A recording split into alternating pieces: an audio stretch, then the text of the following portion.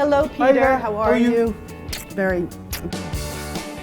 Well, we're just looking at a few things, pieces that have come in, just tweaking, reworking a little bit. How much last-minute creative tweaking is going on? I think that goes on right up until the end, you know. For me, I'm always looking at the clothes and thinking, how can something be improved? How can we push it? This is a tweed suit. I like the idea of tweeds being very, very graphic. We have several others. There's this window pane one and then a coordinate. I like the idea of mismatched tweeds. So the jacket has a combination of the two and then it's worn with its matching skirt, but the body is in a different tweed. The inspiration for the tweeds came from just looking out the window, because you have to understand that New York feels really new to me, and that I'm really enjoying. I was selecting fabrics and looking at tweeds, and it was this one, I looked at it and then I looked out the window and I thought, isn't that what I'm seeing outside?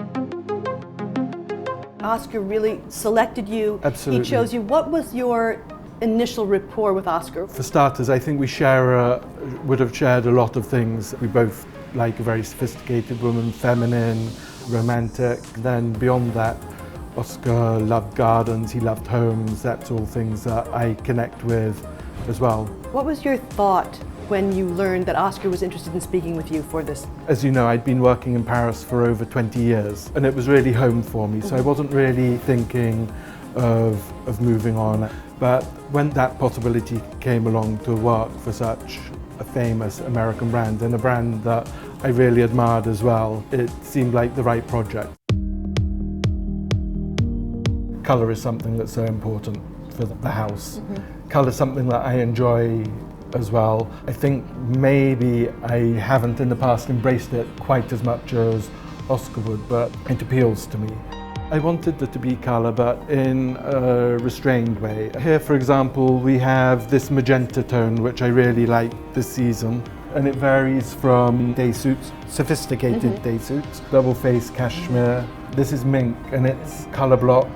For the jewellery, we played around with changing the colour of the settings, so doing a black setting and then with tonal stones. We have quite a lot of navy blue and black. I like the idea of taking quite eclectic necklaces and putting those together. So we start putting things like this together. That's really interesting. And then this might be layered over that as well. All together they have really great texture and the colours can be really sophisticated. This is a suit, a stretch boucle, very light. Oh, it's nice, yeah. And it has quite a good amount of stretch in it. And it's a wool that really takes colour well. We also have it in black, but this seems to be the Oscar way of doing things, I think. This is the felted knit, a caban shape, and then the matching skirt. And that, for me, was thinking, well, what can an Oscar woman wear during the day? And hence why we paired it back with the blouse.